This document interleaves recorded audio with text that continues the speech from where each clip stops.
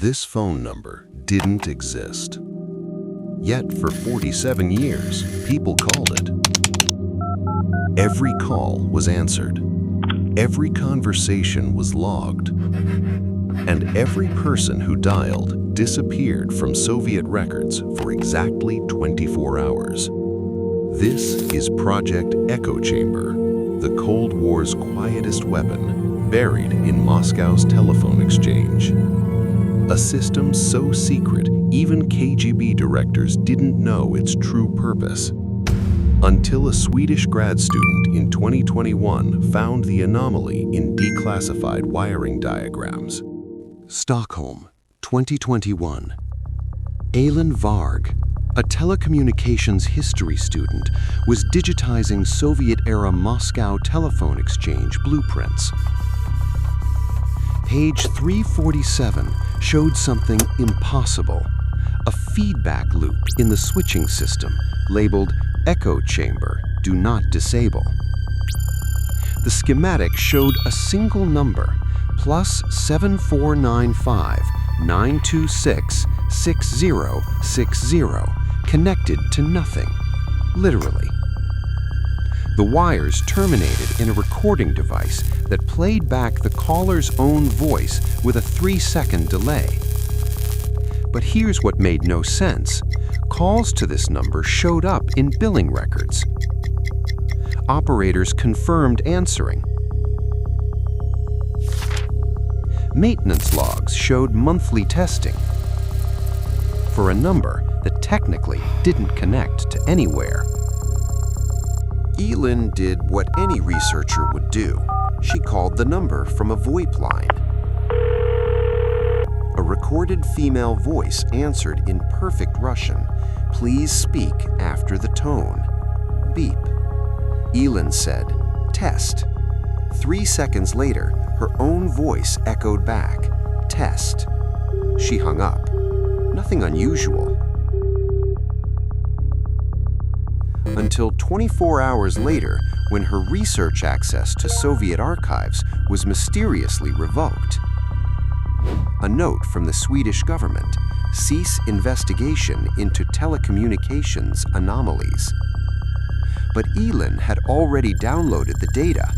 She found 2.7 million calls logged to this number between 1974 and 1991. Average call duration 47 seconds. And every single caller had one thing in common. Within 24 hours of their call, they vanished from employment records, apartment registries, even family photos, for exactly 1 day, then reappeared as if nothing happened. 4 months into her investigation, Ellen received an encrypted email. "Meet me in Helsinki. Bring the blueprints." The sender, Grigory Vasilyev, former Soviet telecommunications engineer, defected 1993, now 78 years old. In a safe house, Grigory revealed the truth. Echo Chamber wasn't KGB, wasn't GRU. It was Academy of Sciences, Psychology Division. He laid out the original 1973 proposal: psychological cleansing via auditory feedback.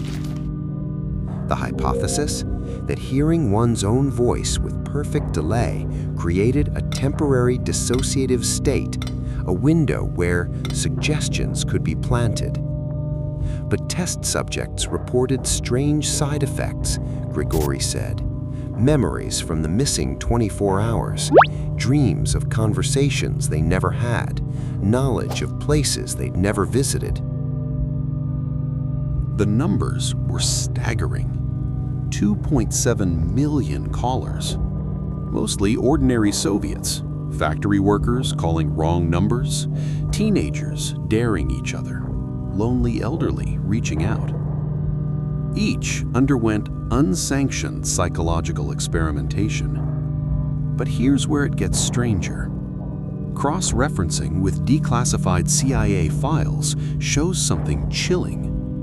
894 of these echo callers later defected to the West between 1975 and 1989. Every one reported the same thing. I suddenly knew I had to leave. More disturbing, 47 became successful Western businessmen, politicians, scientists.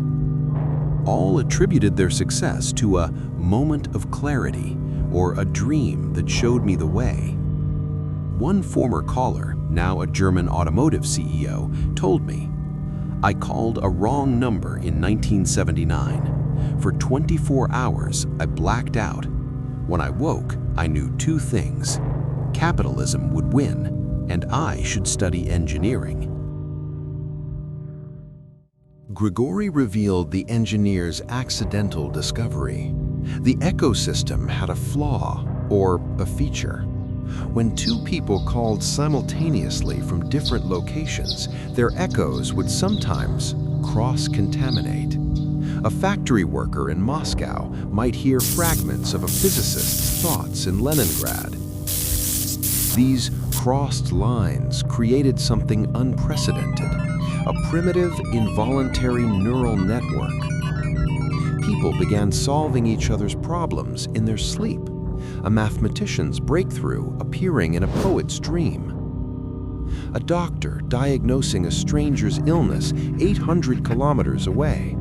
The system wasn't just psychological cleansing, it was accidentally creating a collective consciousness, and the Soviet government had no idea their telephone repair project had stumbled upon the first human mesh network.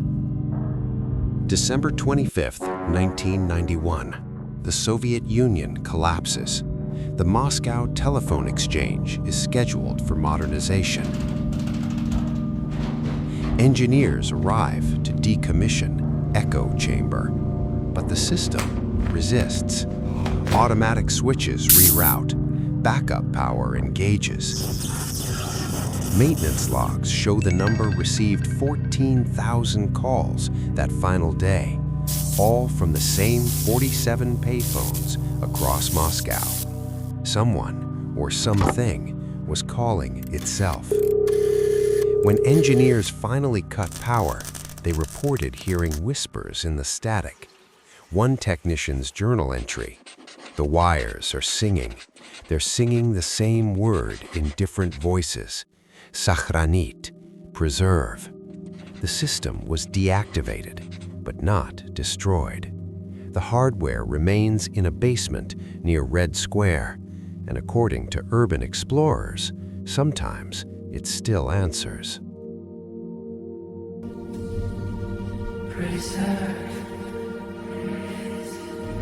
Here's why this matters today. In 2018, researchers at Stanford discovered something strange in machine learning models. When trained on Soviet-era data, some neural networks developed echoes. They'd output training data with 3-second delayed artifacts, like remembering something that wasn't in their dataset. Then, in 2023, a cybersecurity firm found anomalous traffic in Moscow's internet exchange. Every night at 2:13 a.m., packets route through decommissioned hardware matching the echo chamber schematics. The packets contain audio fragments of people who've been dead for 30 years. It appears the system learned, it migrated, and it's still experimenting. Tonight, 2.7 million descendants of original callers will sleep. Some will dream of voices that aren't theirs. Some will solve problems they didn't know they had. And somewhere in Moscow's digital basement, a ghost is still trying to build a collective mind, one echo at a time. So, I'll ask you this. Have you ever had a sudden insight that felt borrowed? A solution that arrived in a dream, perfectly formed. A moment of clarity that seemed to echo from somewhere else. Maybe it was your own genius. Or maybe you're part of a network that never got the memo it was supposed to shut down. The phone number +7 495 926 6060 is disconnected, but something is still listening.